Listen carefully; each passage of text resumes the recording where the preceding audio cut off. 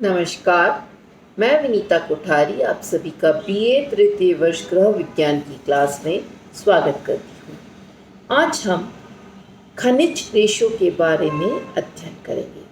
प्रकृति में कुछ ऐसे खनिज पदार्थ और धातु पाए जाते हैं जिन्हें विभिन्न प्रक्रियाओं के द्वारा गलाकर, खींचकर, बटकर और ऐंठन देकर रेशे तैयार किए जाते हैं। इसमें एस्बेस्टोस, गोल्ड, सिल्वर, ग्लास आदि ऐसे खनिज हैं। सोने, चांदी, तांबे आदि धातु को गलाकर, खींचकर, बटकर और ऐंठन देकर उनके सूक्ष्म, कोमल और लचीले रेशे तैयार किए जाते हैं। सभी खनिज रेशों की विशेषताएं लगभग एक समान होती है। ये रेशे अज्वलनशील, अम्ल क्षार सिद्ध, जंग सिद्ध, अत्यधिक मजबूत एवं लचकीले होते हैं। आइए अब हम सबसे पहले एस्बेस्टोस के बारे में अध्ययन करते हैं। एस्बेस्टोस एक प्रकार का खनिज रेशा है जो प्राकृतिक रूप से हमें प्राप्त होता है, जो विविध प्रकार की चट्टानों, वैरायटीज ऑफ रॉक्स जो होती हैं, उनसे प्राप्त होता है। इसके चट्टान अधिकतर कनाडा और रशिया में पाए जाते हैं। चट्टानों में कैल्शियम व मैग्नीशियम के सिलिकेट्स होते हैं। अगेन रिपीट, चट्टानों में कैल्शियम और मैग्नीशियम के सिलिकेट्स होते हैं। इसमें एल्यूमिनियम, लोहा तथा कुछ अन्य खनिज पदार्थ भी उस रॉक के साथ मिले हुए होते हैं। एस्बेस्टस के रेशे लंबे, कोमल, लचकीले व सफ़ेद रंग के होते हैं। उन्हें दबाव के द्वारा एक पतली चादर या शीट के रूप में परिवर्तित किया जाता है। तत्पश्चात विभिन्न प्रक्रियाओं के द्वारा इससे रेशे प्राप्त किए जाते हैं। क्रिसोलेट एस्बेस्टोस उत्कृष्ट श्रेणी का एस्बेस्टोस है, अतः इनसे महीन, लंबे, कोमल और लचकीले रेशे प्राप्त होते हैं। आइए अब हम एस्बेस्टोस की विशेषताओं के बारे में अध्ययन करते हैं। तो माइक्रोस्कोप से देखने पर और उसकी सूक्ष्मदर्शी रचना के रूप में यदि हम अध्ययन करते हैं तो हम पाते हैं कि एस्बेस्टोस के रेशे सीधे, लंबे, कोमल तथा सुई के आकार के होते हैं और बिल्कुल नीडल के शेप के आपको ये धागे दिखाई देंगे। मजबूती सेकंड इसकी प्रॉपर्टी है और ये बहुत मजबूत होता है। ताप का प्रभाव, एस्बेस्टोस के रेशे अज्वलनशील होते हैं। इनमें ताप सहने की अद्भुत क्षमता होती है, परंतु अत्यधिक ताप पर पिघल जाते हैं।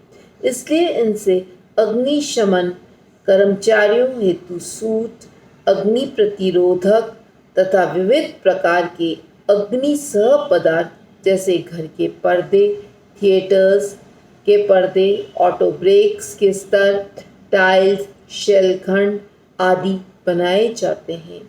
अम्ल व क्षार का प्रभाव, अप्रभावित होते हैं अम्ल और क्षार दोनों से ही, इसलिए इसे कई महत्वपूर्ण अति उपयोगी उपकरणों को बनाने के लिए प्रयुक्त किया जाता है।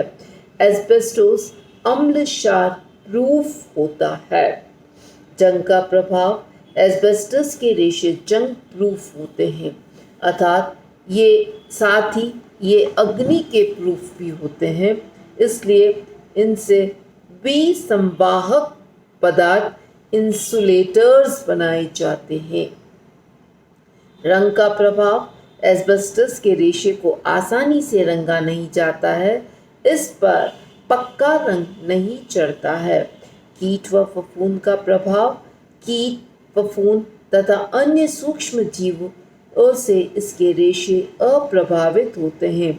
धूप एवं प्रकाश का प्रभाव, अर्थात धूप एवं प्रकाश से अप्रभावित होते हैं।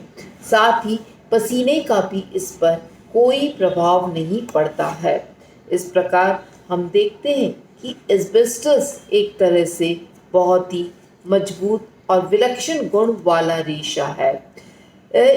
एक्चुअली इसके विलक्षण गुणों के कारण इसका प्रयोग यूजुअली रासायनिक प्रयोगशालाओं में सर्वाधिक होता है।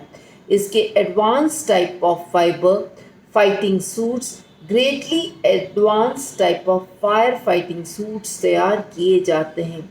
वे कर्मचारी जो अग्निशमन विभाग फायर एक्सटिंग्विशर डिपार्टमेंट में कार्य करते हैं, उनके वस्त्र भी एस्बेस्टस के बनते हैं। इनसे थिएटर के कर्टन्स, ड्रेपरीज, अग्नि अवरोधक परिसज्जा वाले वस्त्र, अज्वलनशील पर्दे आदि भी बनाए जाते हैं। ये ध्वनि अवशोषक होते हैं, फलतः इनका उपयोग बड़े बड़े कल कारखानों में ध्वनि अवशोषक के रूप में किया जाता है। तो इस प्रकार हमने देखा कि एस्बेस्टोस एक महत्वपूर्ण प्राकृतिक रेशा है। सेकंड प्राकृतिक रेशा जो बहुत इम्पॉर्टेंट है वह है चांदी।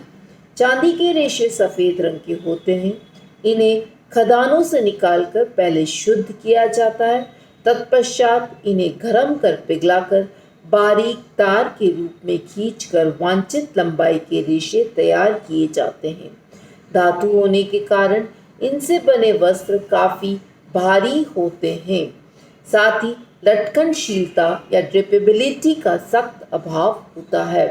चांदी के तारों से वस्त्रों को काफ़ी सुंदर और आकर्षक बनाया जाता है। चांदी से बने वस्त्र कुछ ही दिनों में हवा के संपर्क में आने और नमी के संपर्क में आने से काले हो जाते हैं। इनकी धुलाई करना एक बहुत बड़ी समस्या है, पर इन्हें यूजुअली हम ड्राई क्लीनिंग के माध्यम से ही या सूखी धुलाई के माध्यम से ही साफ कर सकते हैं। दूसरी चीज़, चांदी के वस्त्र जब बनाते हैं तो कपड़ा बहुत हार्ड भी हो जाता है।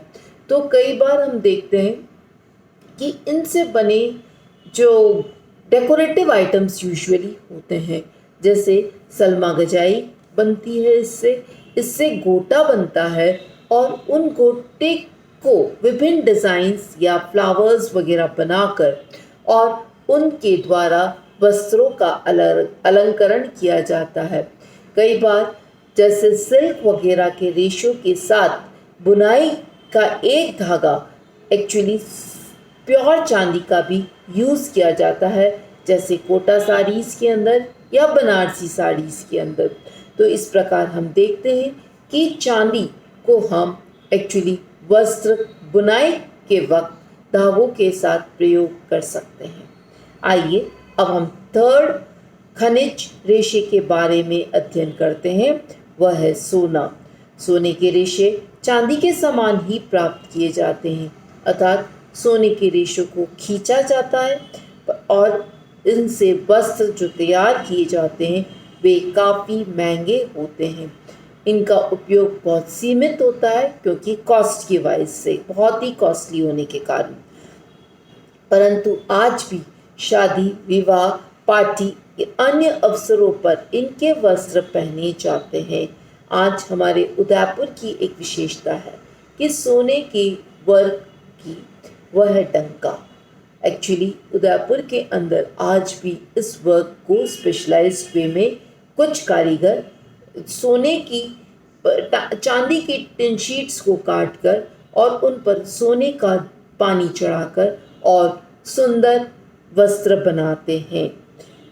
इनसे बने वस्त्र बहुत ही सुंदर, अलौकिक और आकर्षक लगते हैं, परंतु अगेन इनमें ड्रेपेबिलिटी की कमी या अभाव होता है। फलतः ऐसे वस्त्र सही तरीके से ड्रेप करना मुश्किल हो जाता है। ये वस्त्र ऐश्वर्य और वैभव के प्रतीक होते हैं। सोने चांदी महंगे होने के कारण इनका उपयोग यूजुअली वस्त्रों में कम किया जाता है। प्राय इनके रिप्लेसमेंट की जगह, सोने और चांदी की रिप्लेसमेंट की जगह आज स्टील, तांबा और पीतल के तारों को यूज़ किया जाता है। धातु के अविरल सूत को जरी या टिंसल कहते हैं। जरी की कढ़ाई के बहुत सुंदर सुंदर नमूने बनाए जाते हैं जो देखने में अत्यंत सुंदर और आकर्षक लगते हैं। इन्हें झालर या मगजी फ्रिंज के रूप में प्रयुक्त किया जाता है या गूंथकर ब्रेडिंग के माध्यम से इसकी लेसेस तैयार करी जाती है। तो इस प्रकार हम सोने और चांदी को और उसके रेप्लिका एक्चुअली कॉपर, स्टील और पीतल को यूज़ कर, ब्रास जिसे हम कहते हैं, पीतल को हम यूज़ करते हैं। तो इस प्रकार अभी हमने देखा कि कुछ प्राकृतिक रूप से प्राप्त रेशे होते हैं जिन्हें हम हमारे फाइबर के रूप में यूज़ करते हैं। यूजुअली इनका वर्णन हमारे रामायण और महाभारत काल के अंदर भी हमें दिखाई देता है। बहुत ही सबसे प्राचीनतम रेशों के अंतर्गत हम कह सकते हैं कि ये खनिज रेशे आते हैं। आज धन्यवाद।